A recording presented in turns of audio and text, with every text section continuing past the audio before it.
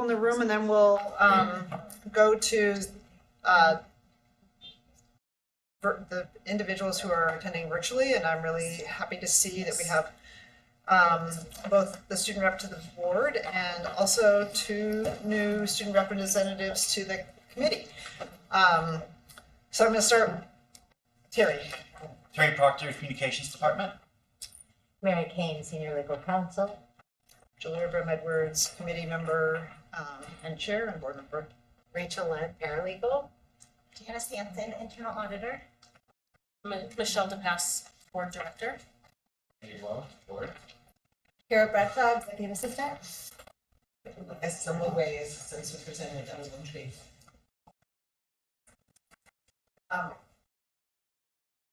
Margaret Calver, Assistant Superintendent, Secondary and MPG. I'm going to go now to online. Frankie, do you want to start and then pass to the students? Sure. Hi, I'm Frankie Silverstein. I'm the student representative to the board. Hi, I'm Piper. I'm the Grant High School District Student Council representative. I'm Astrid. I'm the alternate rep from Franklin. Great. Astrid and Piper, welcome to the committee. I look forward to your participation. We have had students participating in our committee work for the last several years, and we really appreciate the insights that you bring to our work. At any point today, I'm just, since you're attending virtually, if you want to speak, if you raise your hand, or if I by chance miss it, please speak up, and we'll, because we definitely want you to participate in the conversation. Also, Astrid and Piper, if you want to, if we should like to, the next couple of weeks or sometime the next month, set up a time to talk, and we can walk through the committee agenda to date, so we can sort of bring you up to speed. And we can also talk if there's something that you would like to bring forward to the committee for consideration. We can talk about that as well. And we really, again, appreciate your involvement and welcome your insights. And feel free, if you disagree with anything board members say or the conversation, or you want to provide a different point of view, we hope you'll feel both welcome and comfortable doing that. So with that, I'm going to go ahead and start the committee meeting. We have a relatively full agenda. We had 2 meetings in November that were scheduled that we did not have. We made a decision that our most important work as a school community was reaching agreement with the teachers last month. So we have some items that were scheduled to be heard last month that had been moving through the process, which we're bringing forward to work on today.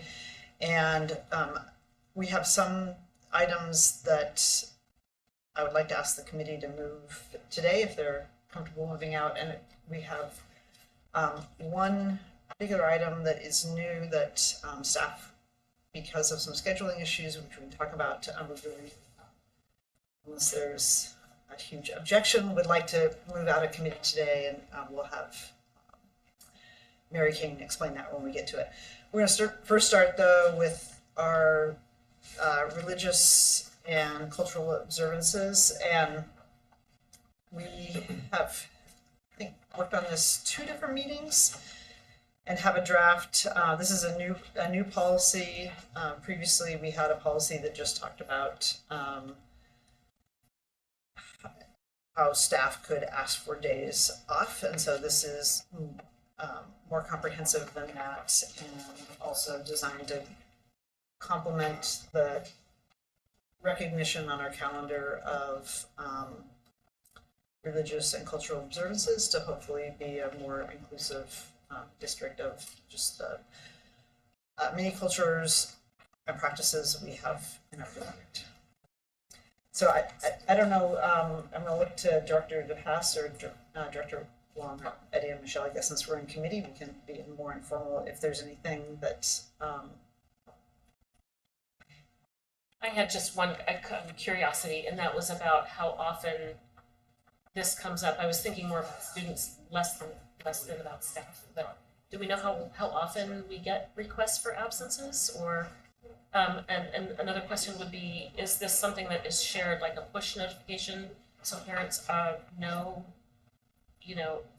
that they can be excused? And I ran this by, someone in my network that is, one of the co-founders of the Muslim Educational Trust, just for his thoughts. So I might. Just curious. I might look to somebody who's spent some time in some schools. I'm being welcomed into the conversation. Come on in, Margaret. Excellent, that's a great way to look at it, yeah. Yes, yes. I was curious if parents were aware, if we were actively active about sharing that these excuses can be requested, and then if we had the data about how often it's requested or not. Good question about the data. Probably not anything readily statistic. available, but like I'm sure we could gather some information about requests and how absences are being reported. I mean, we can probably Yeah. pull some of that information, but I don't know if we have it at the ready right this moment. Yeah, I wouldn't expect. Forms like at Wells. Mhm. I know that Wells has developed their own form. So they find the permission and also, how they would like to see the students observing it. Some students want to go out to a community and sometimes parents don't want that to occur. Right, But yeah, I guess, they want the student to be able to observe. okay, yeah, it was about that school in particular too, because I think they have a high number of Islamic students. So they have developed a form specifically for religious. Okay, and then the parents know that that's available to them. Yeah.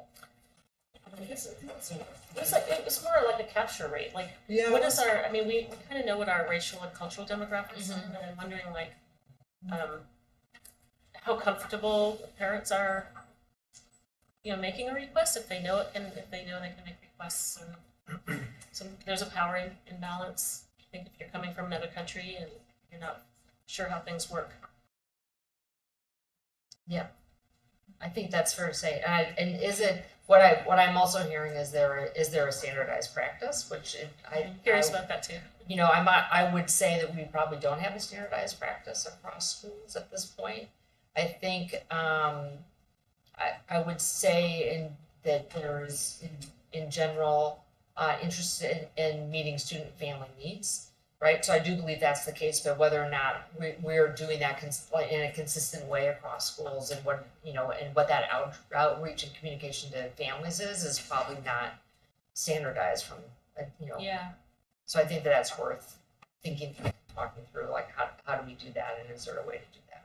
Yeah, systemic, I mean, the policy is systemic, but then I'm thinking like Harrison Park has a high number of people, immigrant families. Markham. I also think that it depends on either the religious group or the ethnic group. Yes. So your Muslims, for example, would usually ask for Salah celebration. And then some of your Jewish communities would also ask for young people or something like that. So it really depends on the group. Occasionally we get the Vietnamese community that does ask, for their Chinese celebration. So it depends on the community and the group sometimes. Yeah, I think one thing you were tapping into, Michelle, is the implementation and how we communicate out so that it's not just if you happen to be in the know that we passed a policy change. I mean, Absolutely. I think by putting the dates on the calendar or marking them this past year leads to greater awareness that like it could be possible to ask for those dates off. There might be some process, but maybe once the policy is adopted, we could talk to the communications team about how that gets communicated, and having probably some standardized forms so that people don't have to make up their own form to ask. Yeah, or a template that then can be judged to the specifics of a school, like to get a little. Judged. Yeah, a I little. love that Is that a word. formal term? I it gets branded to also reflect the district and the school and sort of the uniqueness of each school site. I think it would be good to have a template to start from and then for people to build, make sure that there's some essential parts to that. So parents would know that they're empowered to make the ask.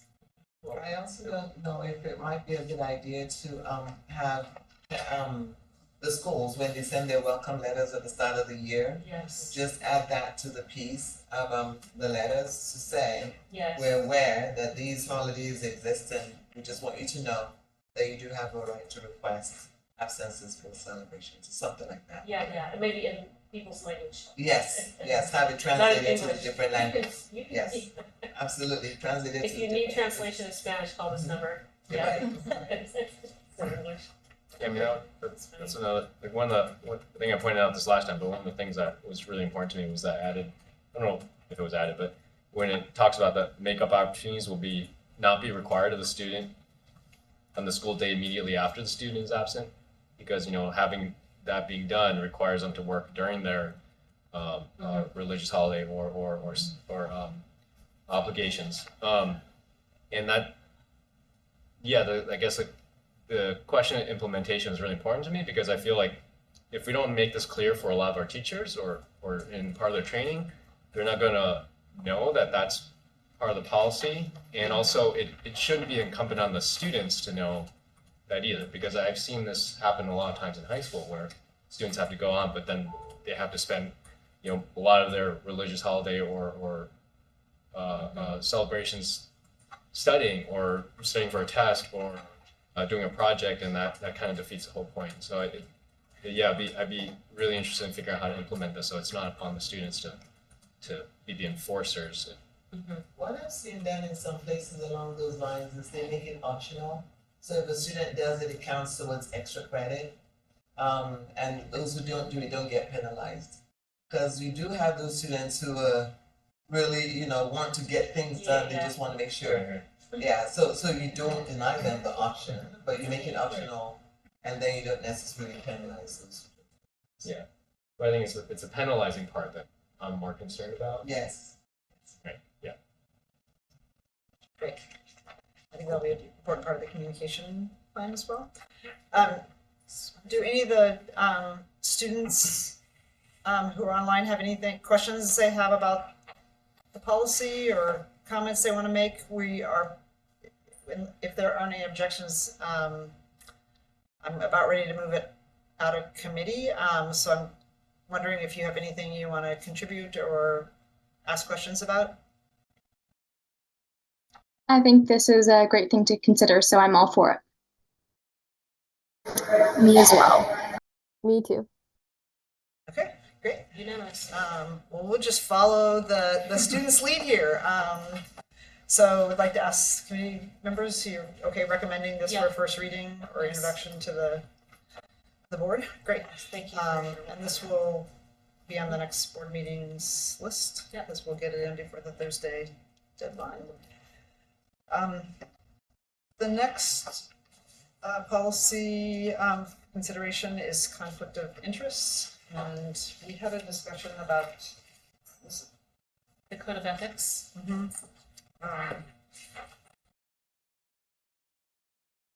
It's labeled the ethics policy. It's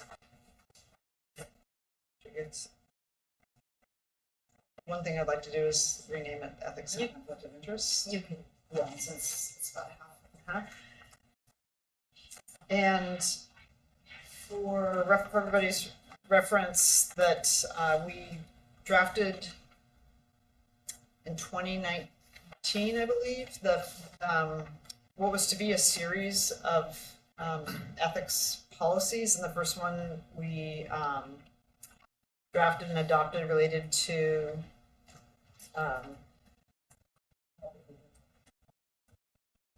nepotism around hiring and promoting or providing any sort of employment actions related to people who were related to you.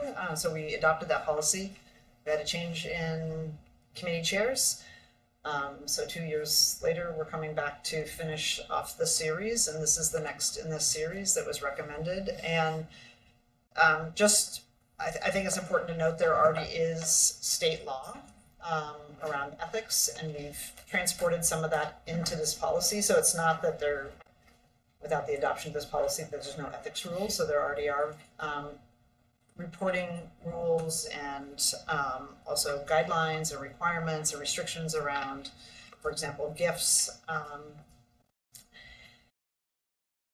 So that's included in here, but also we felt it was important to have some very clear policy, and again, as a complement to the other policy that passed. So this one primarily focuses on, first there's a whole set of definitions which are important to note, and I think often people think it applies just to the elected officials, but really under the state ethics laws, it references public officials, and really that is like anybody who's a public employee. Or who's a volunteer for a public entity. So the first portion is some really important definitions, and then there's a section on gifts, which are also important, and this is taken straight from also state statute. Yeah, State or statute. 244, so. What used to be Senate Bill 10, but now it hasn't. And then and I think that's all pretty standard, unless we wanted to go above and beyond state law. And then the last portion is conflicts of interest. And what I wanted to do is like walk through each of the sections today. There are a couple of questions embedded in here, but also see if committee members had questions about anything in here or other suggested changes. I had some questions, but I'd like to wait till we get down to that section if it Okay. makes sense, because it's down further in the. Great, and I'm gonna ask the students as we go through by section if you have questions. Looks like Frankie has her hand raised. Sorry, Frankie? I was just wondering, like, for the purpose of this policy, like, does the student representative count as a board member? I think by state statute, you wouldn't qualify as a board member. No. But we could, in the appropriate place. I think because of the voting, yeah, I mean, yeah, I don't think students are, but we can certainly look into it to see if they are actually included within. Are you asking Frankie in relation to section 7? I was just kind of asking generally, but like we can look at it in regards to specific sections. Because I'm trying to think back when we did the student representative policy rewrite a couple years ago. There are some requirements around the student rep. Why don't we walk through it, and many of these things, like the complaints, the reference to the board members, I think are more specific to board members than the student rep, because we're elected officials, so it's not like, for example, if we were to be removed, say there was some sort of misconduct or ethical misconduct, there is like a state process for removing board members. Pardon? Wouldn't it be a recall? Recall. And for example, obviously those rules wouldn't apply to the student representative since you're not elected, so you couldn't be recalled by the voters. There is a process in the recalling, I believe, in the student representative policy if there is some sort of misconduct by the student representative. So there's a separate process. They're not public actors either. I mean, they're not state actors. They're still considered. They're not state actors, but they are a public official. So like the ethics rules around gifts would apply to the student representative. If you were receiving a gift in the context of your service on the board, the limits would apply, right?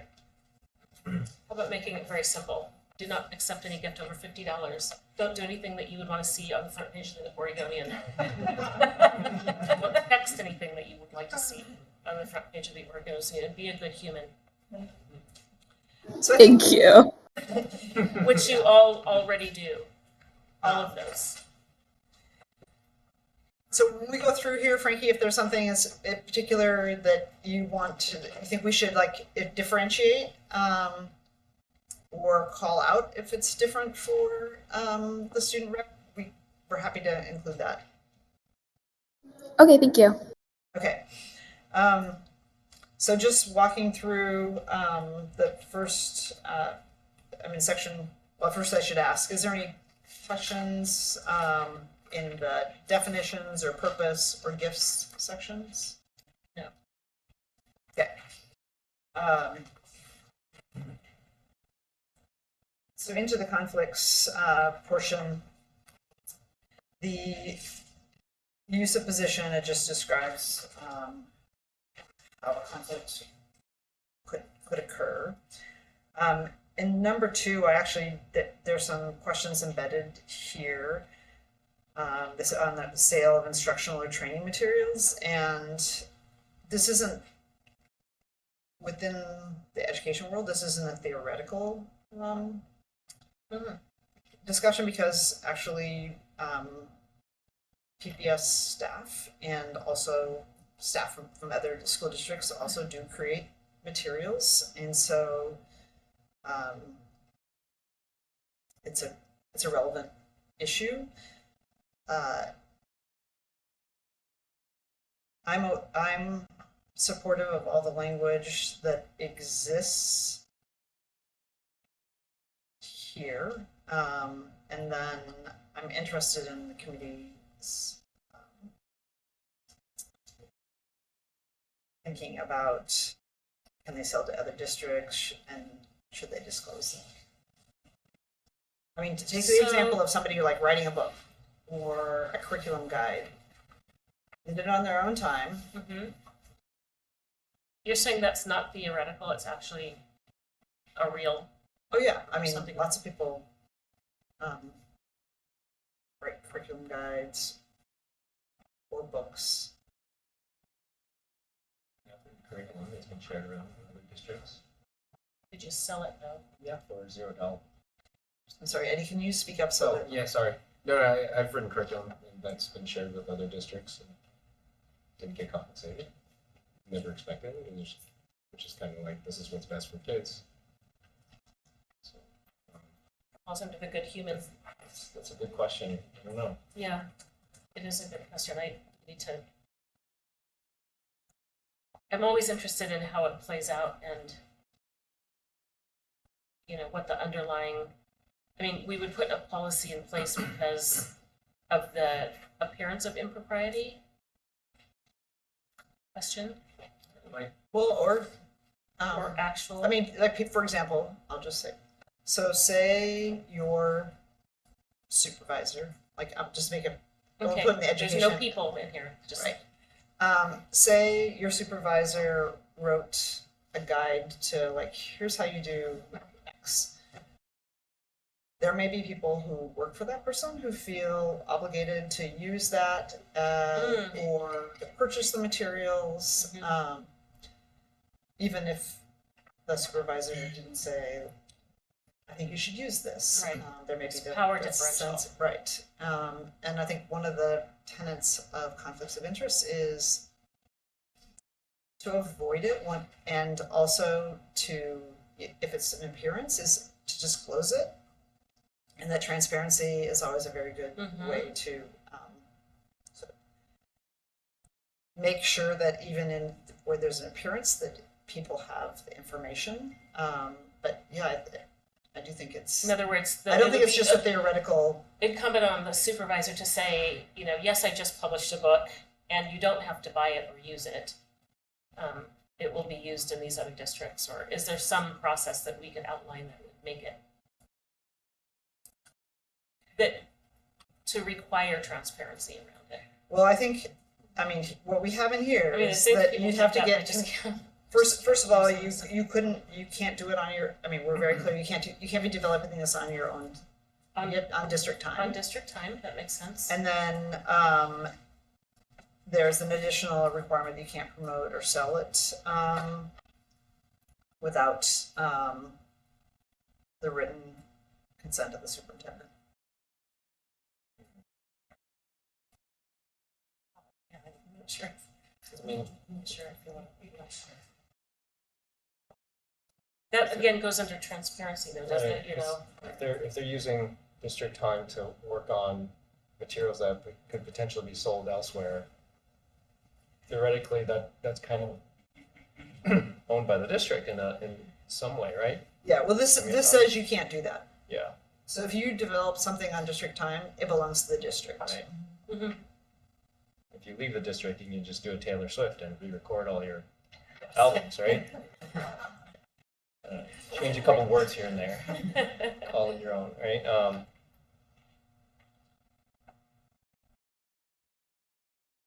I don't have a closing thought on that. I'm still debating.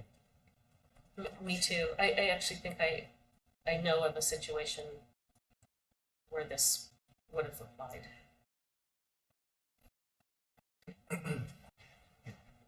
So just a question, Mary.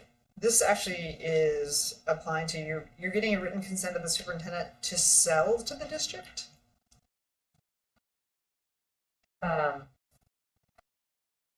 No, just to sell other, that was developed.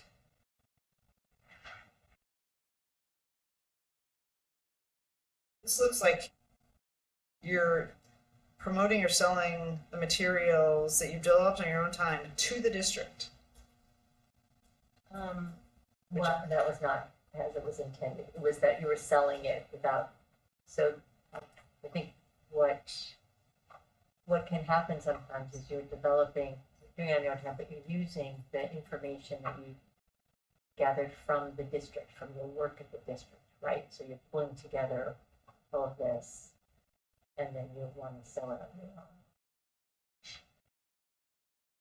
That's not how Okay. how I read Nor this. maybe or sell instructions. So they may develop materials in their own time and they may sell it to the district with the written consent of the superintendent.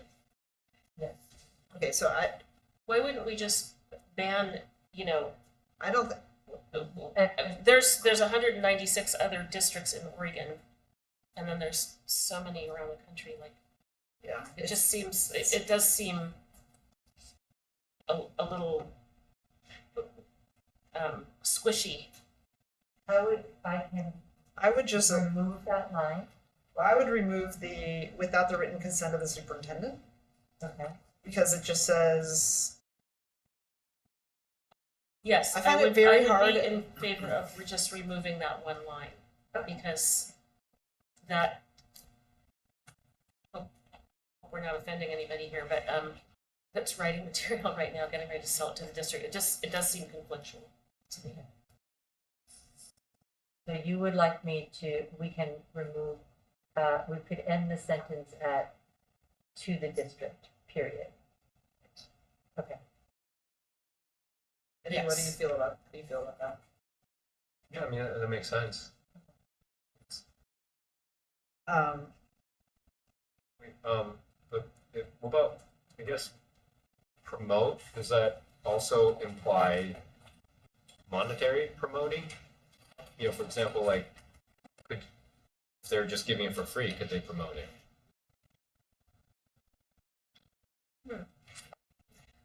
Right, like someone developed some cool instructional technique and they just like have it, promote it at work. Not In other words, you would be rewarding the innovation. Yeah. Just give a couple thank yous or something. Plaque. Yeah. You Well, can get a no, plaque. those cost money. So I'm just curious because it says promote or sell. Or does it mean like promote and sell? The or there is, I guess, is what I had a question with earlier because that's what confused me earlier when I was looking over this. I guess the promotion goes back to the example that I think was earlier. It's a supervisor and the promotion Right. suggests that you will use it. Right. Voluntary, but I am lost. I think that the difference would be, I think, so if you've developed something really cool, hopefully you've done that on district time, so it's a Owned by the district. district asset. We benefit. Saved your cool ideas for when you're working on the district time. Right.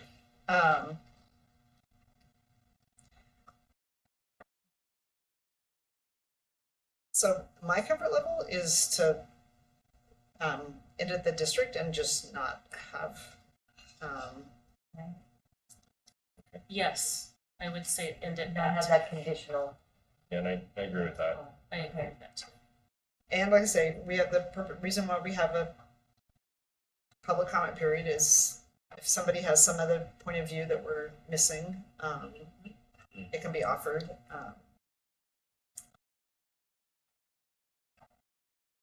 So then the two questions, and Mary, I don't know if those are questions that the committee asked previously or those are ones from staff. And that was from staff. Or from staff. Sorry.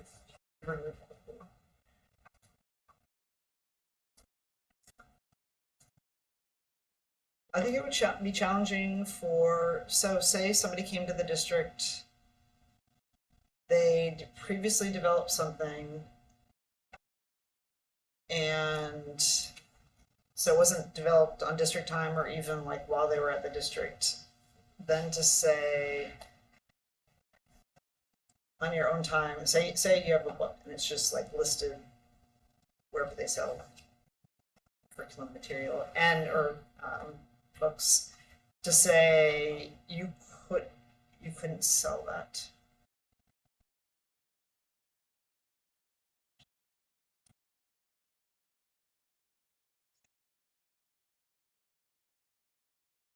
Sell it to the district. Or, Go ahead, speak up. I'm sorry. Wouldn't you say you wouldn't be able to sell it to the district? No, to Or like another to district. Right. Oh, Say it's like on Amazon or Indians, and some high school social studies teachers like, that's a book, I want to include that in my material. Like, would we say you couldn't sell it? To me, I don't think so. I mean, you don't really have influence over other people and other districts' purchases or.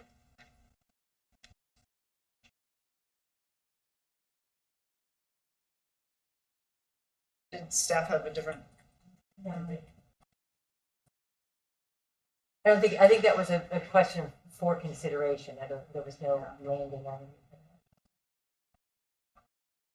I mean, to me, the second piece is a broader question. Like, so I'm not hearing that there should be some prohibition. There should be a prohibition on material that's created not using our time and not sold to our people. Yes. A sort of different issue I would have is the disclosure, and this broader is more to like, I have in the private sector, like a side hustle, where you're doing something that's in addition to your responsibilities you have, and like what sort of disclosure is required. Did you say what level of disclosure? Or is disclosure required? Like, say you have a 8 to 5 job here at the profit center, and in the evening you have other things that you do that you're compensated for. Does that need to be disclosed, or does it need to be disclosed only if it also has some connection to your responsibilities? That is a great question. I know the city, if you have a side hustle, you should report it to your manager, regardless of what it is, and a promise not to do it on city time. I'm questioning, like, I guess if it's non-related, I would wonder why we would need to know. Right, that's what I'm kind of. It's like a little over, like what you doing at night. It's also temporal, right? Develops political Furniture on the side. None of your beeswax. Yeah, So, but I think if it's related, it makes a difference. I don't know, maybe it doesn't, maybe what people do after on their own time. If it doesn't conflict with their day job. We shouldn't have to disclose that. It would be more employees than. I'm gonna suggest we leave it out and also see if the rest of the board has a point of view, and then during the public comment period. Ask the And maybe, maybe a staff, question would be like, are there best practices in other public entities?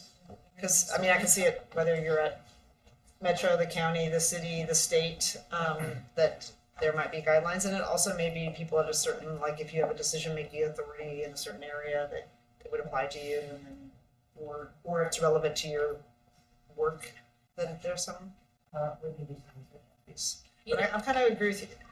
I don't see if it's not Yeah. relevant to your work and it's not during work hours. I don't know why we. Yeah, there's also, I mean, so people that have white collar jobs where, there's a lot more flexibility in how you spend your day versus say a teacher in a classroom that's not able to do basically bring in two income streams at the same time. There's some equity implications there.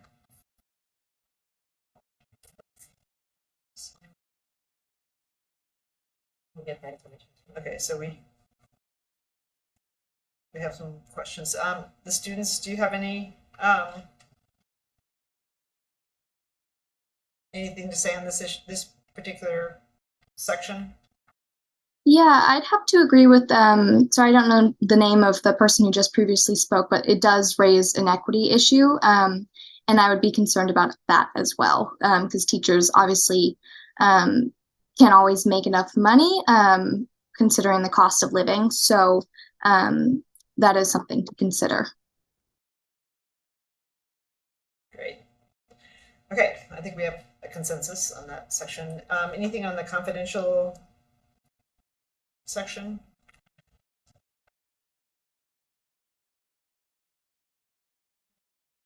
No. Seems pretty straightforward. Seems pretty standard, like what I've seen in other contracts and stuff you have to sign before you get the job. Anything on the interests of contracts? I just don't know how that would be enforced.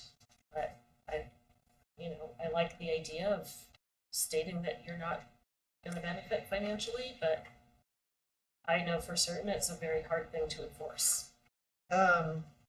Because you're not going to use your own, name or company name. This is construction contracting. Well, I think there is, when we get to the next page, there is a piece, when we get to that, the interest in contracts, when we get to like disclosure. So the use of district time, I mean, obviously we've had a recent example of this where we had a district employee doing other work during district hours. The one question I have, and maybe this is an HR issue, is whether it says outside job during regular scheduled or actual working hours.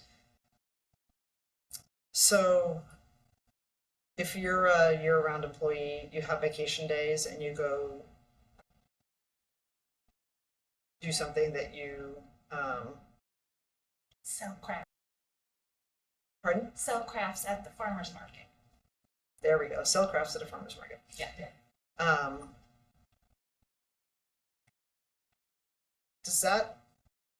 Do we need to have some sort of vacation exemption, or, I mean,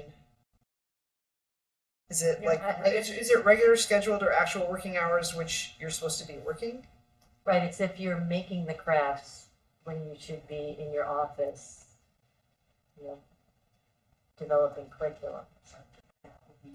That you're, you know, you're regularly scheduled. If the expectation is that you are working from 8 to 5 or 7 to, you know, or whatever it is. Okay, let's continue to use this example. So you're a year-round employee, you make the crafts on the weekend, and say leading up to your holiday, there's like this big craft market, and it's during regular working hours, but you take like, this is my like prime time, so you take vacation, just like, you know, like that's it. That's your vacation time, and you can. But do it's- it as your vacation. But it's during regular scheduled or actual working hours. But vacations are also taken during Yeah. regular schedule or actual working hours. Like that's your, as long as you give notice of it and say, I will not be working Thursday and Friday, I'm taking vacation days. Yes. It's the crafts fair. Yes. So you're thinking this language that says regular scheduled or actual working hours allows somebody like I asked for and took vacation time that was approved? I do, but if you think there needs more language to it that says, you know, unless they have been approved for, you know, one of the acceptable leaves, you know, which vacation is one of them. Okay. I guess I mean, I just, when I was thinking about the language, I thought that was self-evident, but we can add language about unless you have been pre-approved. That's what it seems like is missing to me. Okay. Yeah. So you may not perform any duties related to an outside job during your regular schedule or actual working hours unless, Or on pre-approved? no, unless you have pre-approved vacation time. That your vacation time is your own time. Right. Yeah, so you can just something like personal and vacation time excluded. Right? Mary, can you come up with a clause that? And of course, you don't district facilities, equipment, resources, or materials. I'm assuming any sort of leave is approved by serving that by your supervisor. And I'll just put personal or vacation because it wouldn't be any leave, like you couldn't use your sick leave to go on your. Yeah. And we should have a, To go to the fair, to Right. go to the market. Or if it's, I don't know if you should include something like, or if it's pre-approved by a supervisor. yeah, I think it should say pre-approved because we Yeah. need something Unless- afterwards. like, Unless pre-approved. By your manager. Because, yeah, I mean, before you take off on vacation, you also should be pre-approved, right? Mm-hmm. Okay, retaliation, any issues with that section?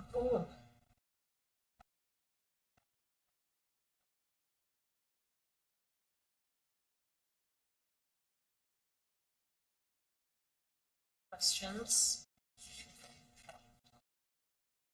Okay, board member, this is actually already our practice.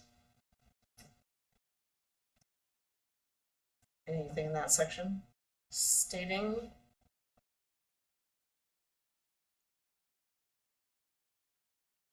Yes, I mean, I've witnessed this. I think that's our current Our practice. current practice.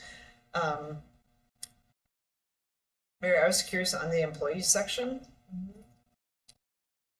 Do we have a current practice that's in writing for employees to state a conflict?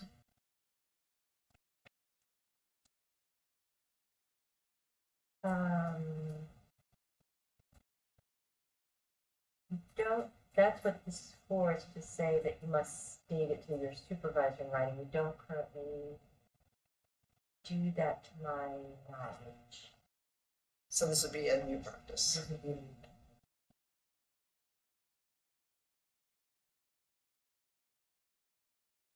So the new practice is if you have an actual conflict, you notify your supervisor in writing.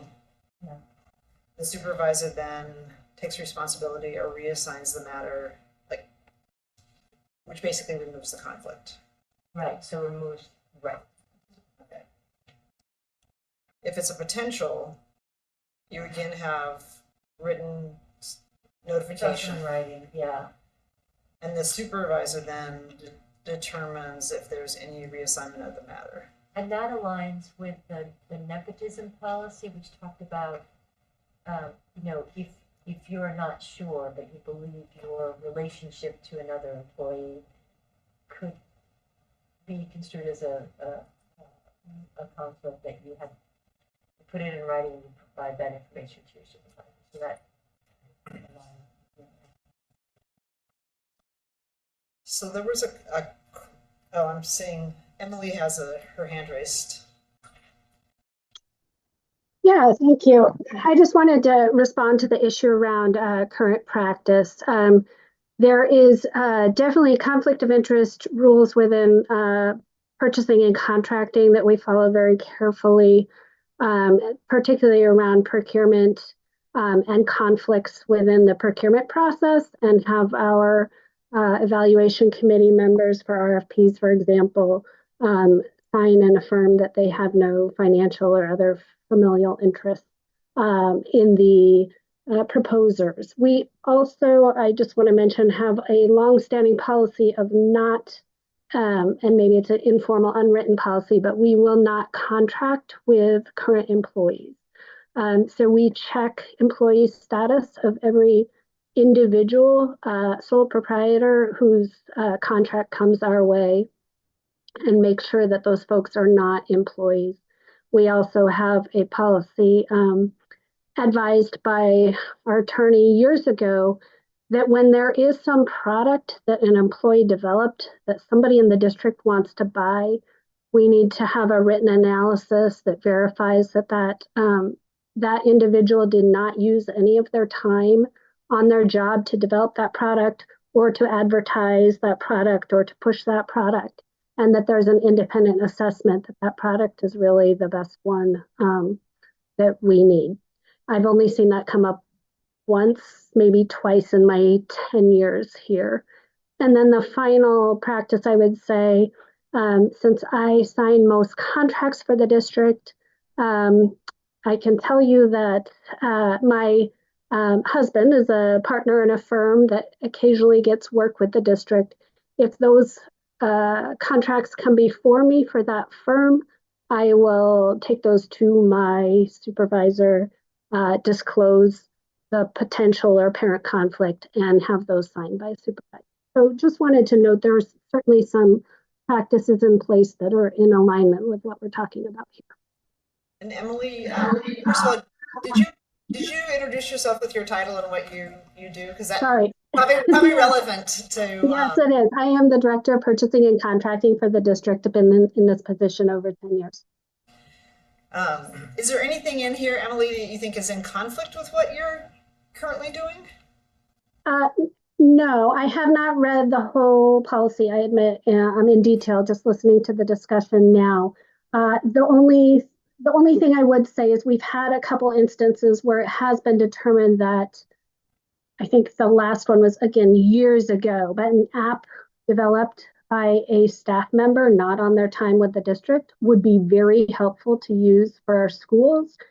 And so a complete prohibition against purchasing something from a staff member might not make sense, but I think it makes a lot of sense to go through that conflicts analysis, ensure that that person never promoted their product to us, and that it's being sought by their supervisor or somebody, in an entirely different department.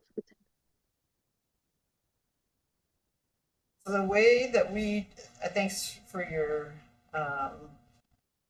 insights, because what we've done is we've actually created A strict prohibition. a prohibition. So you're saying there might be an exception that you might want to do it, but you want to be like very transparent and have some sort of rigorous evaluation done about whether it actually Yeah. warrants an exception. You know, and I'm okay with a complete prohibition as well. Like I said, it comes up very rarely. But again, it has come up twice, I think, where it was determined that something that somebody at the district who now works at the district has developed and owned is actually a really great product. Is there anything else from the contracting and procurement world where there is, millions of dollars that are being committed that is written down that should be incorporated into this? I mean, we're kind of getting a freebie. I know you're not on the call for this particular policy, but that is a place where we do spend millions of dollars with outside vendors, and I'm curious whether what we have is enough or. We already have in our purchasing rules, which again model the Attorney General model rules, we have sort of some specific purchasing ethics rules in there. I think we could examine them, but I'm not sure that we need to duplicate them because, as you know, the public contracting rules are also board policy. Okay. So would you like us to perhaps come up with different language for 5B that's not with the written consent of the superintendent, but is more along the lines that we had suggested of that it would an analysis outside of the line of the chain of command of that person to determine if it's. So my preference, and I'll see if you agree, is to leave the sentence, because I think as it is, I think it's very clear, and maybe create a separate piece, like in exceptional circumstances, or there may be exceptional circumstances in which the district may want to do that, and if so, X, Y, and Z. But I'd rather start with just we don't have people selling to the who work here selling their own materials to the district, because I do think it's the feeling of coercion, even if that's not the intent, might be Agreed. or just the appearance. And maybe Emily can help craft that language. I might chime in, Julie, Director. This is Don Wolf. I'm the Chief Technology Officer, and I think one of the examples that Emily was just discussing was a former employee of mine, Kevin Crotchett, who was a 20-plus year building administrator in his own time, had produced a digital application to do classroom walks and visitations to quickly make notations. And so all of the process that Emily described was documented. That all happened before he became my employee, was documented, was on file. Everybody knew what it was. But the reason I feel compelled to jump in and talk about it is he was an exceptional building leader, and he built a tool that he purposefully did not market and advertise to PPS building administrators at all. It was a word of mouth, but did to many districts around Washington and Oregon, and picked it up. Because of his expertise, it made their jobs easier. And so we do have a number of folks that continue to use iWalk Studio because of that real world classroom experience that it brought to them, and it made their jobs easier and more efficient. So there's a line there where we have exceptional employees that may produce something like Kevin did. It's the exception and not the rule, but we don't want to rule out being able to make that available in a broader sense just because they're an employee. I think part of that, there's that balance. And so having that process to document it and make sure that it's above board and nobody's being coerced or any of that is absolutely the right moves to make. But we may miss out on some exceptional work from so many of our talented folks if we just do not provide any avenue whatsoever. Okay, did you hear what our discussion we just had about potentially adding Adding a path. another piece for like these exceptional circumstances? Do you think that would fit? Yeah, I think either you're doing it on your own time or if you're doing it on accepted leave time, that discussion that totally fits. And I'd like to see that, thank you for sharing that, Dawn. Exceptional circumstances versus exceptional people, because it depends on who's defining the exceptional people versus the circumstances. We'll provide some language for you to consider for the next round. Okay, and I think this sort of pressure testing that Emily discussed. Yep. The other thing is, again, I think transparency is always like almost the best guiding principle, because if something can withstand being scrutinized in public, then usually you've probably landed in the right place. So I would hope there's some sort of transparency component. Okay, let's see.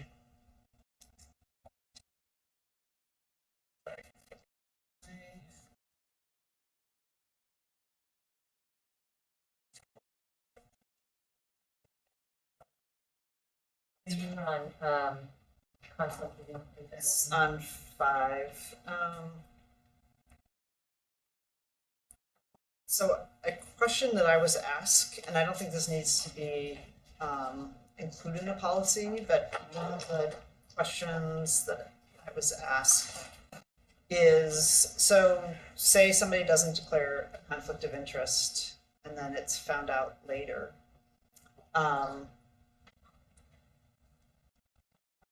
Obviously for all of our employees who are in bargaining agreements, there's set discipline, or it's transparent what the discipline is. I mean, it's not transparent what the discipline is, but it's expressed through the contract. Can you speak, Mary, to say somebody's a non-represented employee and they are found that they have violated the conflict of interest rules? What would be the range of discipline? And I'm assuming it's just like with any other employee, discipline would not be public because our discipline isn't public, but it's not that there's no discipline. They would be disciplined, I mean, it could be disciplined depending on the facts of the situation and the seriousness of this. It's the same range that you would see in our with our represented employees. So from range from a letter of expectation up to and including termination. It's you know, would be fact specific after an investigation. But the investigation would, you know, proceed the same way that we do investigations of all employees, looking at all the facts and the harm. So the fact that already exists for all of our employee groups, whether you're represented or not, it's not, we don't need to necessarily put it in here because there is already mechanisms to discipline employees when they do something that merits discipline. Yes. Does that make sense to everybody? Okay. Anything else in the disclosure of conflicts or potential conflicts?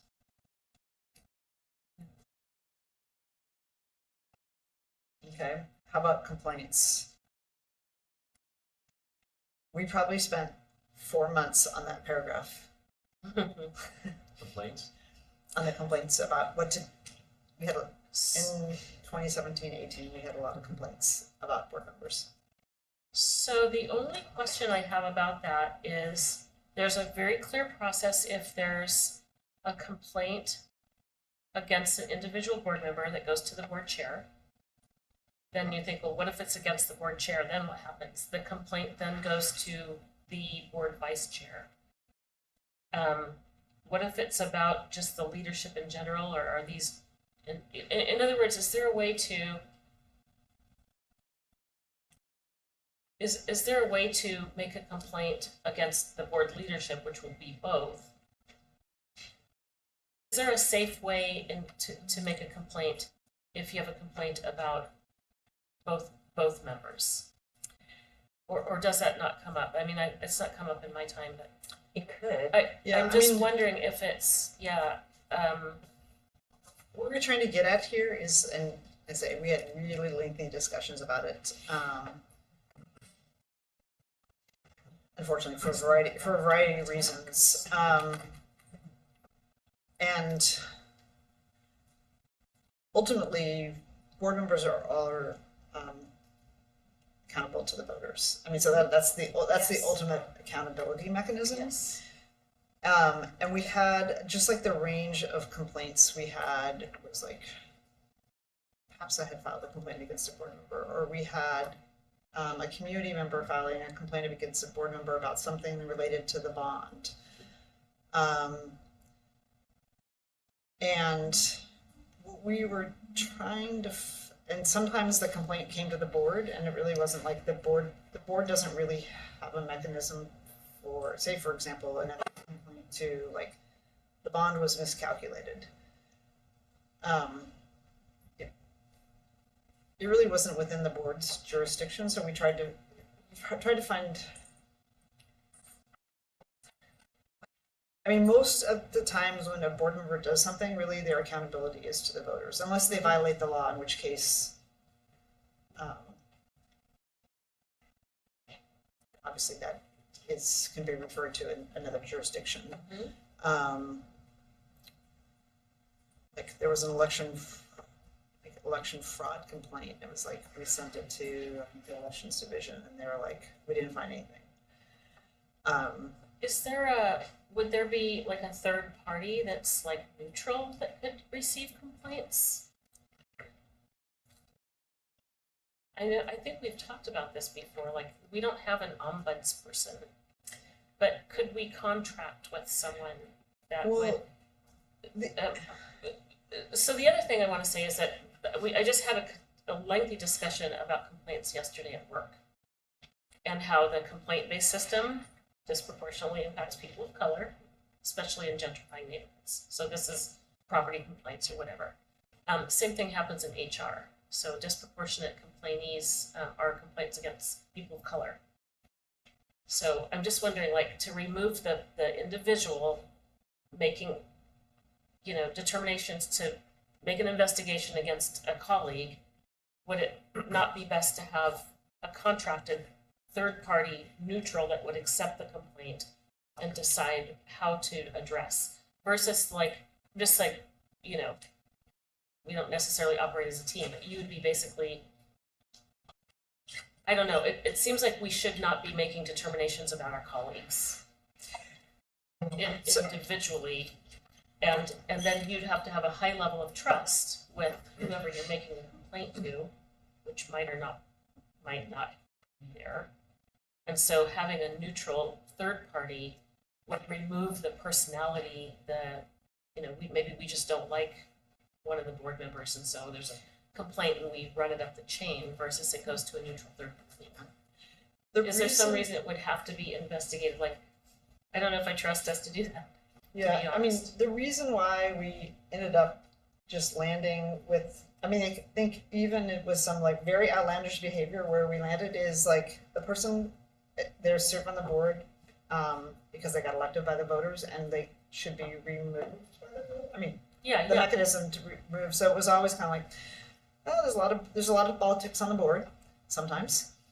Probably less so now, but because of that, it's like really you whether you serve or not is really dependent upon like the voters. I think the question of what if your issue is with the leadership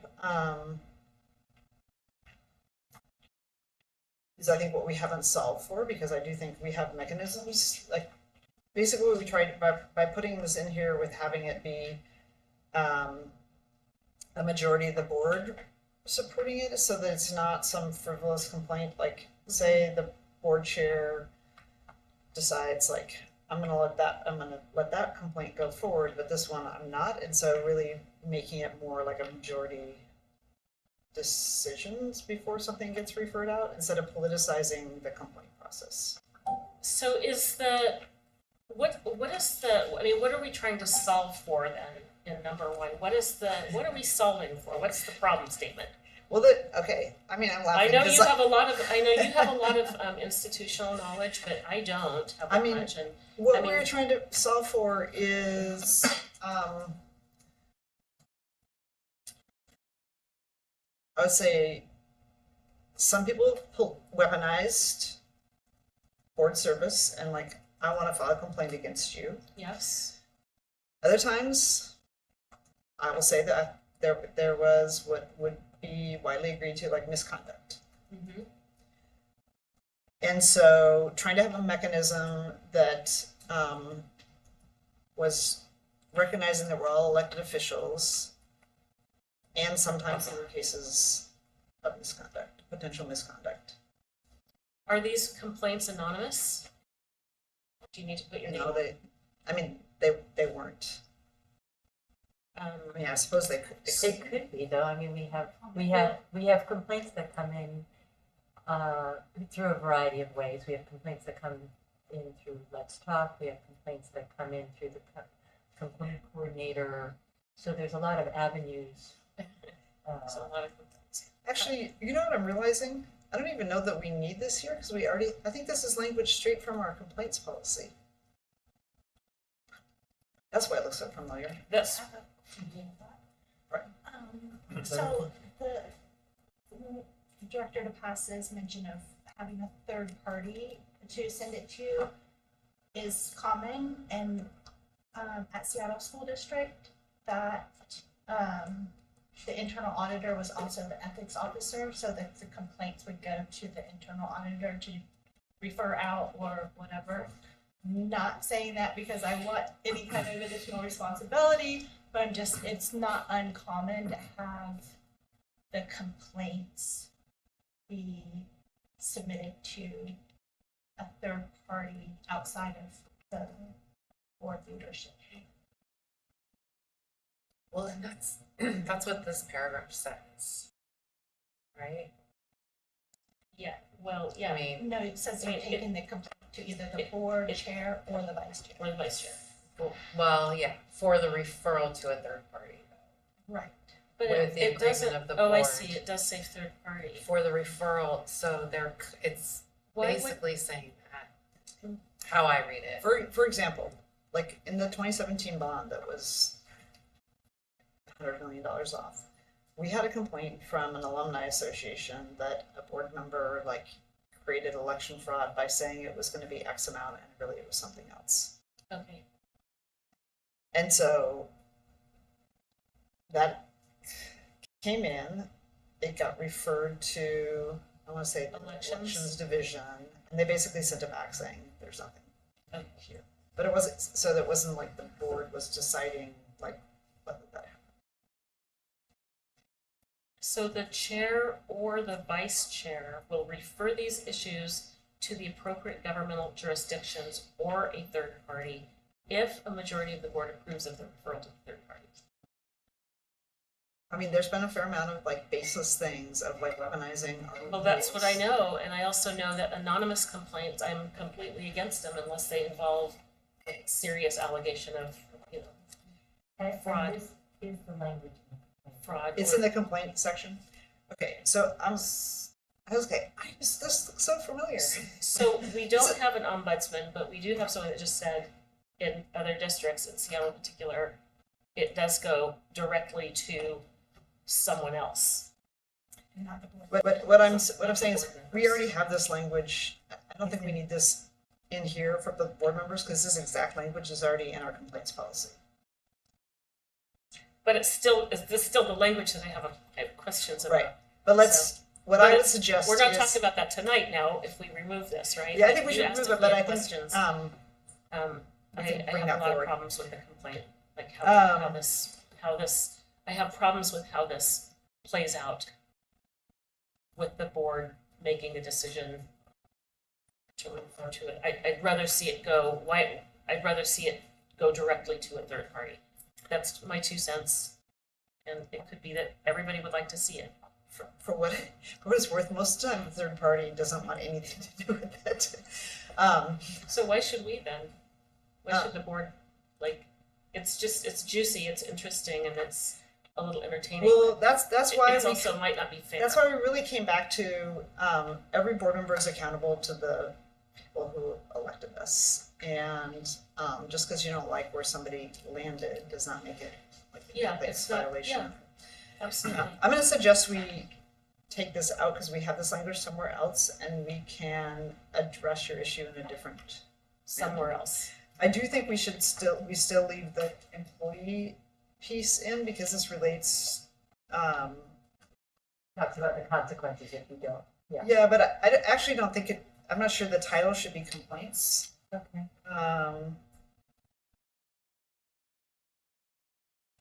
It seems like it would just be more of the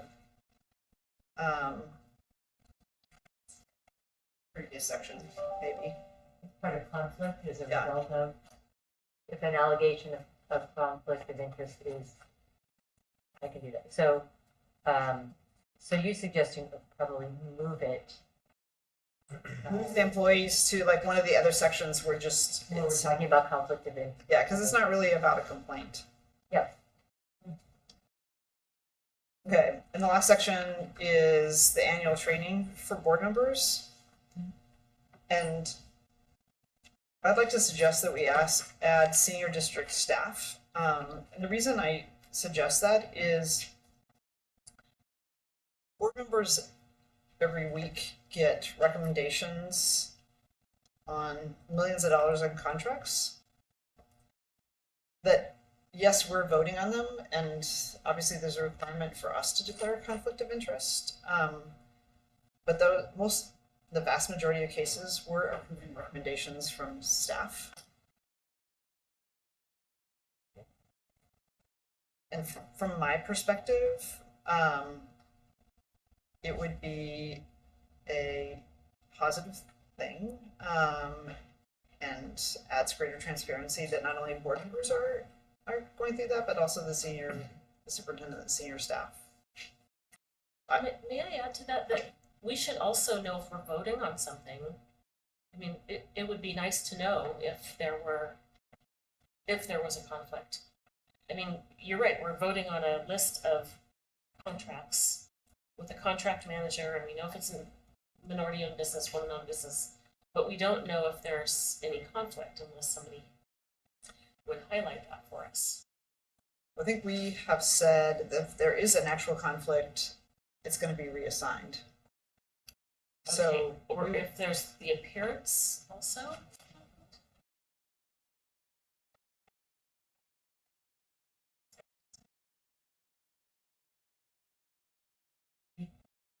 Appearance.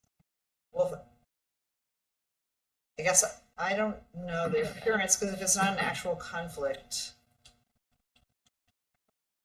It's not prohibited, if it's not an actual conflict, it's not prohibited by law. I think Okay. I think what we talk about with the not, when it's the appearance of conflict, the need for transparency, so that it's not misconstrued, and that.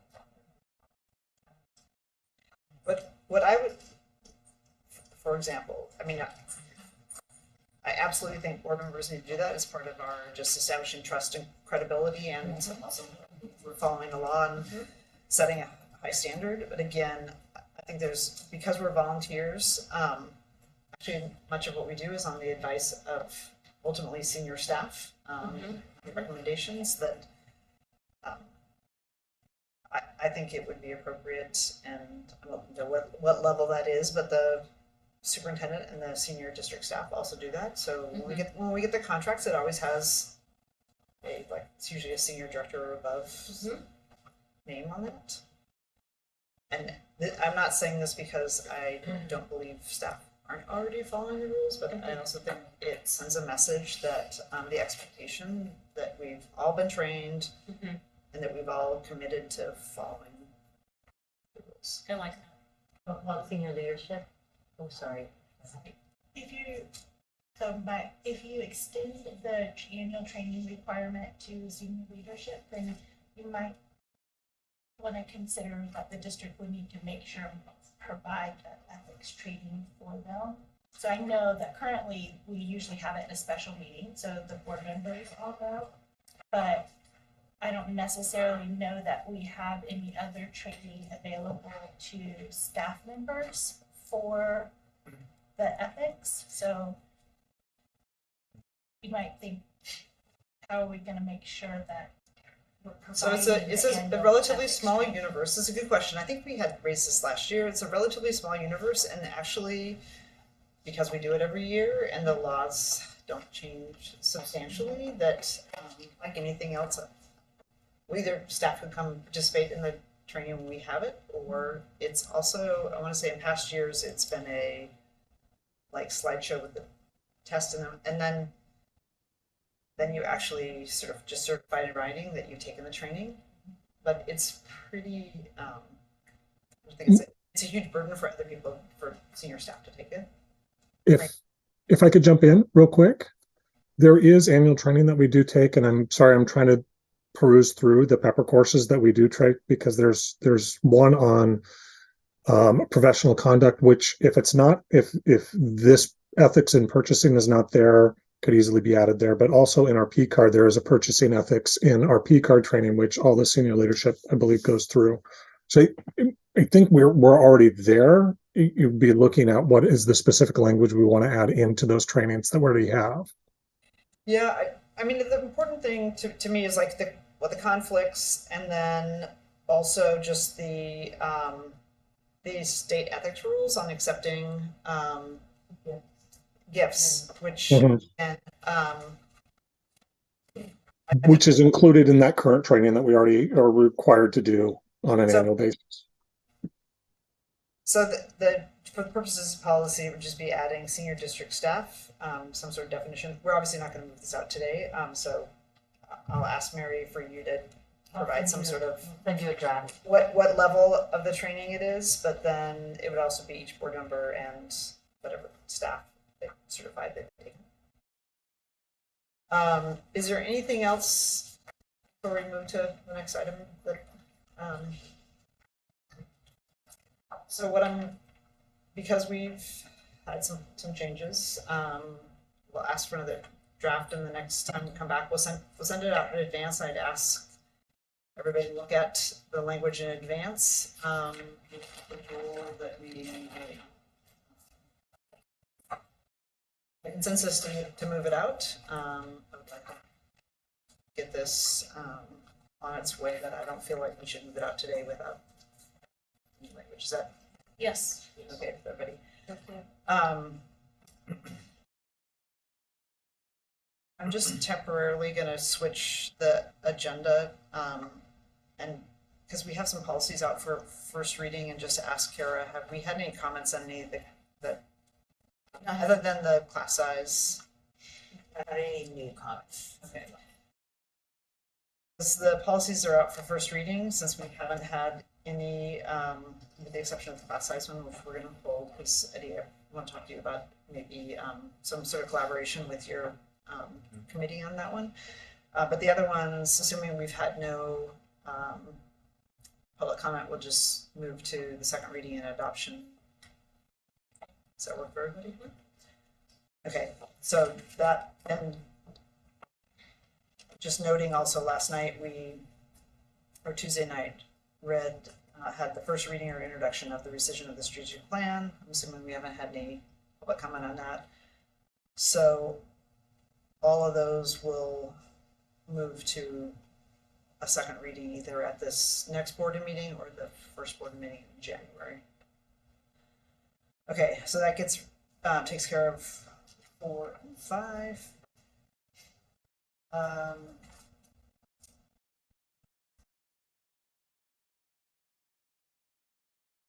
Janice, there's one that we absolutely have to do. I'm going to skip over the school initiation and school closure. Well, I'm going to skip over. I'm just noting that Andrew had indicated that he had some changes that he wanted to make to the school initiation and school closure draft, or suggestions he had. he made that suggestion a couple of months ago. I haven't heard anything from him. But I for sure am gonna want this to be a topic of a future meeting, just because one of the potential options that have been discussed as for in our budget cuts might be some school closures or consolidations, that I want to make sure that we have a discussion about the policy before we get into any discussion about specific schools, so that it doesn't get driven by people's perceptions about a particular school. And not saying that's we're going to close schools or consolidate them, but we should address our policy before, for sure, before we have any sort of discussion. May I say that on that topic, I would hope that we could have a full board, like a executive session or some kind of discussion about that. Because the reason is, having gone to Portland schools, that the tendency to want to close schools where the neighborhood I live in, or bus kids out of the neighborhood I live in, having gone through that personally. So there was nothing in the decision criteria that called out the creation of harm or addressing past harms, or I mean, I think there's some language around the racial equity, making a decision with a racial equity lens, and that's very difficult to do. But I think we should be very, very clear about not causing harm, particularly for those schools where we know we don't have a lot of parent advocacy, income. Michelle, I really appreciate that, and I would ask. I'm traumatized just talking about it. I can't even get the words out. Well, the reason why actually I proposed these changes is what came out of the Southeast Guiding Coalition and what happened to Lent. And yes, that's the genesis. The intent is great of this. But I wanted to just put it on the record that let's consider any harm that is done, particularly. Let's build on that, because income, race, country of origin, and voting status. Let's say. So we know if a community is like they're not going to vote, that we take that into consideration when we're looking at that particular building or building that meets that demographic. Okay. Do you want me to try and come up with language, or do you want to? Or can we do it together? Yes, we can. Let's do it together. I think together we're better. I say the intent. Oh no, go ahead. What are you gonna say? I should say the intent behind these changes were coming out of two things. Yes. Not only the situation that happened with Lent, which their neighborhood school got closed without a lot of process with the community, and I know you and I were at that meeting, Michelle, and then the other one was the closure of OLA that happened not as just sort of like when we adopted the budget, then we closed it, and school closures and consolidations are hard, but we owe it to the community, especially communities that have been traditionally, being in Southeast, there's lots of, and Northeast Portland, lots of closures and consolidations have happened. And so that's what I'm trying to get at, so it sounds like this would be very much aligned with the changes. Eddie, did you have something? I was gonna talk about another item, but I wanted you to finish this first. Okay. I think we're done. Michelle and I are gonna add some additional language and maybe get language from Andrew. I was just saying for the sake of time, just because I know we have people here to public comment and stuff, and it's getting close to 6. I don't know if because when you mentioned you want to shift around some of the stuff, you said, "Oh, done with 4 and 5," and I realized 4 and 5 was public comment. Make sure that we have time for that. Yes, I was saving time for public comment. How many people do we have for public comment? Second, I think 3. 4. That was 4. 4? Okay. I'm going to ask for one thing. We have a policy that there was a lengthy memo in the materials about the enrollment. Enrollment and transfer policy. That it's a change in, this came out of the audit and also some change in processes, and we we need to move this out of committee today. It's a small technical change.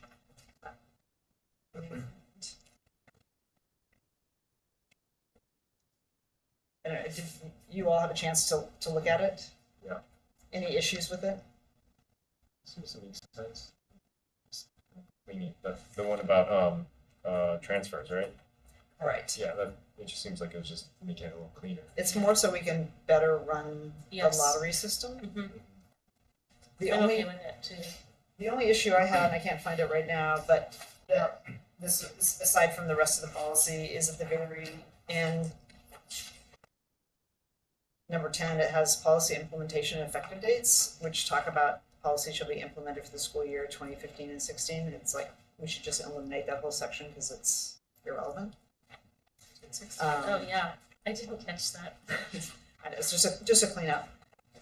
So if, and Frankie, Piper, or Astrid, do you have any questions about this policy? It's really a cleanup so that we can run the lottery process more efficiently. I wasn't don't really have any too questions. familiar Oh. with it. Sorry. I don't have any questions. Me neither. Me either. The committee members okay with sending this out to the full board? Yes. I'm gonna do one other thing, before you talk comics, I want to be respectful of coming out of the audit committee. There was a note that we needed a recommendation that we should change the audit committee, the audit policy, because in one of our one of the times when we made modifications to it, we dropped off or out some important language, and we need to Yes. add it back in. So Jess, do you want to just very briefly say what it is? It came out with the recommendation from the audit committee, did we add it back?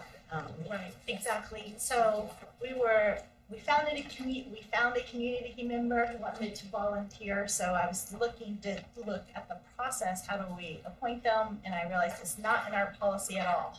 So this language is really just to put it in the policy that we are welcoming two community members on the audit committee and establishing, we're giving them voting rights. Okay, and Michelle, you're the chair of the audit committee. This was a Yes. recommendation from the audit committee Yes. to change? Okay. Yes.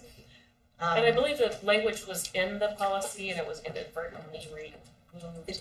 I can't figure out how that happened, because I was the audit Somebody committee was a chair at typewriter the time. Or something. Yeah, it was not intended, so this Exactly. it was a good catch and add it back. Any of the students have any objections to the adding back of community members into the audit committee? No. No objections. That's right. Okay. Yeah. Can I noticed that. we have approval to move it out for a first reading? Yes, and I wanted to note that the red line did not get posted, Yeah, that's what I I was believe, in the meeting, Meeting minutes. the red line version.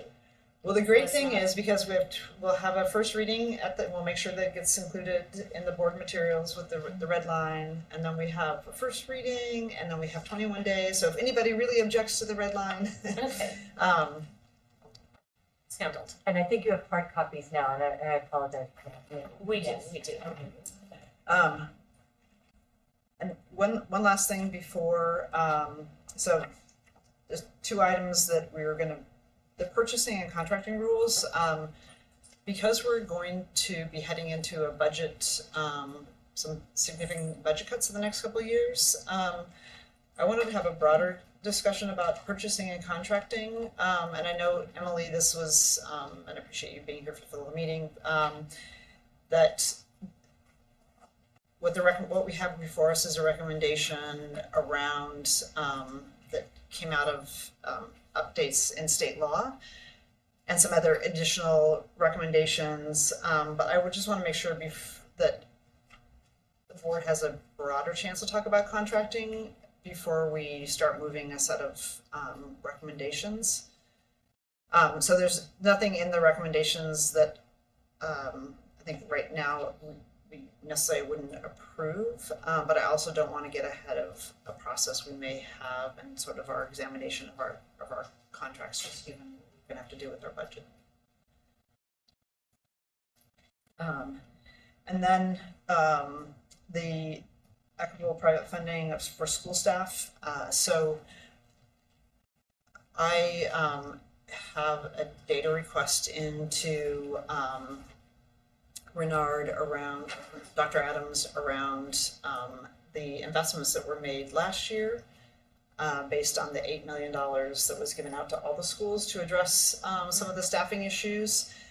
And then, and also the prior year in which we didn't have those funds. The other thing, the secondary piece of information that I'd like the committee to have for the discussion is also the class size heat map that for the last 2 years, and I'd asked Dr. Adams for that in the last couple of weeks, but he was busy with some other things, and he should have that for us fairly soon. In addition, I think we, because much of the staff that is either, say last year was either purchased through foundations or through that additional supplemental funds, addressed class size or sort of classroom workload issues. But I think it's going to be important for us to also look at the contract language we just approved and the thresholds and how that all, and the remedies that potentially could be part of the new class size committees, and look at that holistically. Because district budgeting will likely change based on the new contract and what's been agreed to in terms of the thresholds and the targets. And also, I love to hear from Director Wong and his Student Success Committee about any other thoughts he has about that and the staffing levels. Yeah. So with that, anything else from the committee members before we hear public comment? I have nothing. Kara, do you want to call up whoever is? Yes, and of course I have so many things. Okay, Maya Pueo von Geldern. That Hawaiian name keeps getting better and better pronounced each time. Let's skip over. Where do you want me? You're just kidding. I mean, love you to afterwards tell me how. Yeah, exactly. Every time. You're very close. Okay, I either need to zoom in a lot. Oh, I have to wear my glasses. Good evening. My name is Maya Pueo von Geldern. I'm glad to be able to speak at this rescheduled meeting tonight. I was seeing the dates change, and thank you, Kara, for checking in to see if I still wanted to testify. I know this won't come as a surprise, but I'm here to speak to foundation reform in the wake of the teacher strike and the specific fight for quality education across the district. It's clear that families came across this city from everywhere, showing a desire to work together to seek better state funding for our schools. That's the next step after supporting our teachers in the strike for better funding from PPS. And the number one issue for us was class size caps. The current equitable funding model is set to specifically address the fact that our historically ignored students need more support in their education based on greater need, and it's clear that there's still work to do because of what we see in the outcome. Overall outcomes for students in a class of 30 at a school with higher resource families are statistically better than outcomes for students in a class of 24 at a school with more low-income families. This is true, and yet we still see these schools with classes that sit at 30, 32, 34 students in a class, our lower SES schools. We have easy access to that info on the ODE website, And we've compared them for years, and each year they point to the fact that our lower resource schools suffer year after year. We need to spend more money where there is a greater opportunity to improve outcomes for those who face the greatest barriers, hence the current equity funding model, which foundations undermine. I know I've used this analogy before, but you need more water to put out a house that's on fire than you do for the house that is not. The problem is, right now, it's clear after the strike that every single house in the district feels like it's on fire. So how do we address that? Director Scott asked a room of us at a board meeting last year if we would still be around this year to take the fight for funding to Salem. Darn it! And as you notice, we're still here and even stronger. There's a huge momentum. In recent posts by OSBA website, they quote Representative Nairn of Wilsonville for pointing out that if we fully funded education, we would not have a sector that relies so heavily on volunteers and donations. And it made me think about the sector that does not have the volunteers and the donations. As it stands, schools with foundations are the only schools that have the opportunity to lower class sizes, and that's not okay. And I have more, but I will send it to you. And you can send it to us in a letter. Yeah. Thank you for reading through the months by your testimony. That's okay. It was worth the wait. You learned something about policy. Yes. Well, yeah. Peter Sachs. That's a different testimony.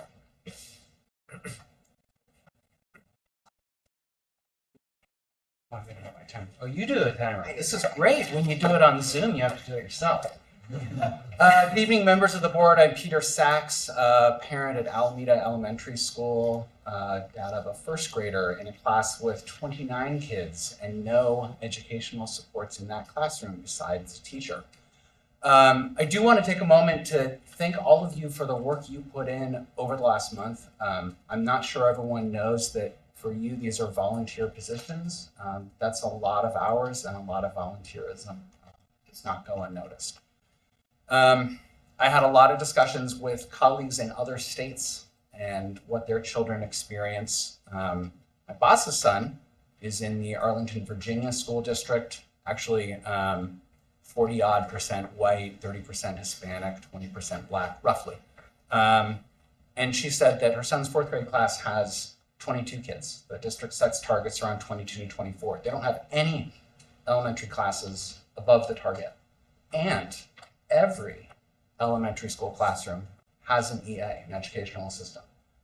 And I want to be clear that there is a vision here that we could strive for where we do this across the district and we provide really excellent resources, but that requires setting that vision up front so that we know what the total cost is going to be, rather than looking for some intermediate service level, which is a very sort of bureaucratic term. We know in this looming fiscal crisis, some schools may be closed, some positions will be cut. Those are not teaching positions, most likely that'll be cut. Those are support positions like educational assistants. When a foundation is able to help fund an educational assistant position, that's not reducing class sizes. At Alameda, we have 2 part-time EAs for 3 kindergarten sections. Those EAs are in each classroom for a portion of the day, a few hours at a time, not necessarily every day. And those EAs are not available for any other classes. So the resources are limited, but those resources should be available in every classroom to every student across the district. Let's dream big as we navigate this crisis. Thank you. Thank you. Mike Westling.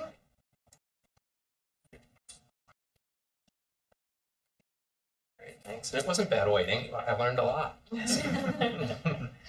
Things I didn't even know I wanted to know. My name is Mike Westling. I'm the father of a first grader and a third grader at Fabian School in Northeast Portland. As you consider the future of private fundraising for FT at individual schools in the district, I encourage you to implement a single district-wide foundation with the mission to distribute funds according to the district's policies on racial equity and social justice. One of the central arguments for keeping a form in the current system is that a lot of parents just want to give money to their own kids' schools and not to the district as a whole. So if we change the system, we may not choose that they may choose not to give at all or move to a private school. And while that might be true, it feels weird that the excuse for not changing the system is that the people who currently benefit the most don't want it to be changed.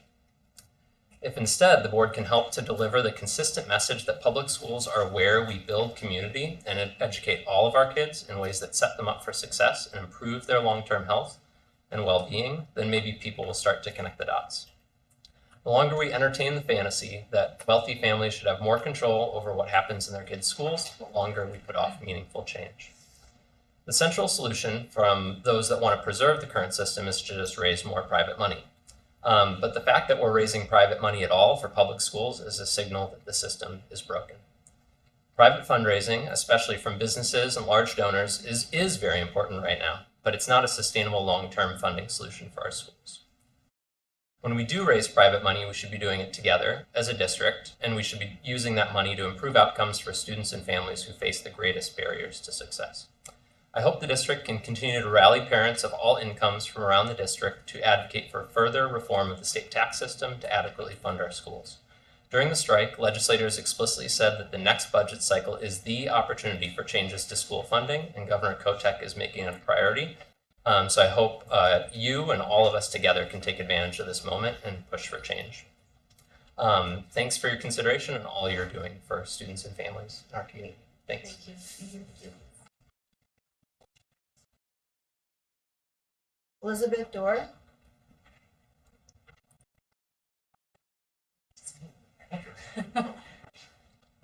Hello, I'm Elizabeth Dorr, and I have a first grader at Fabian in Northeast Portland, like Mike does. And I'm also an organizer with the Integrated Schools Group, which is a group of parents and families resisting segregation in schools. So like Mike and Maya, I'm also here to encourage you to reform our current school foundation system and to implement a district-wide foundation distributed equitably to all schools in the district. The current foundation policy goes against PPS's goals to ensure equitable resources and outcomes for all students in the district. In fact, the way it's written and practiced is a privatization of the public school system to advantage the highest resource students in our district. As Mike said, it's a symptom of an already broken system. And I know there's a huge gap in state education funding that must be addressed.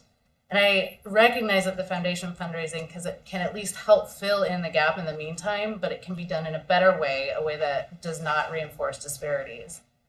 We know that you've received a lot of emails from families that benefit the most from the foundation system, but I ask you to weigh those emails, which came only from parents at a few schools that raise a lot of money against the support of parents and community members from every PPS school in support of reforming the system. Parents and teachers that support reform come from all economic backgrounds and all PPS schools. Those opposed come from the most highly resourced communities in our district that are already closest to power.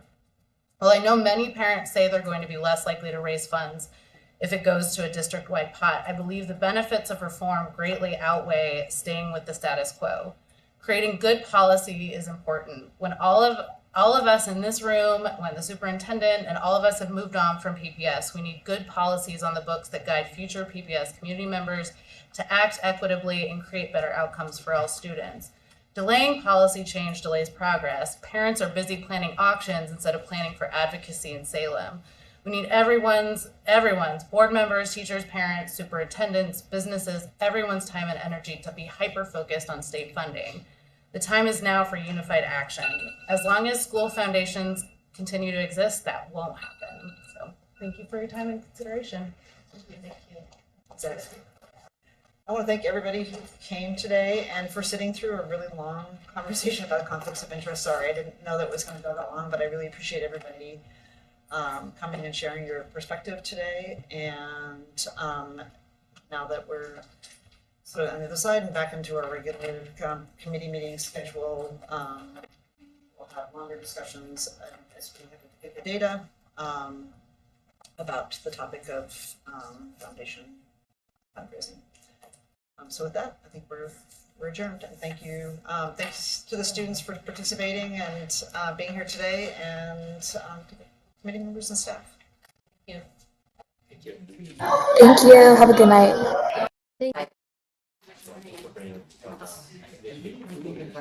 Is And someday you'll come. We gotta done. Okay, we gotta move forward. That was the best was case so- scenario. that's That's why I was reading this, I was like, what, this is that quick, we should have time to discuss it. Yeah. Yes, just even kids that don't have all the parents that we do have this moment. When I end. Can you close soon? You Sorry. Okay, so for the 12th. Hey, Julia. That was like. Just wanted to say thank you. And then the week of the 8th is Space Fest. And I just first, like,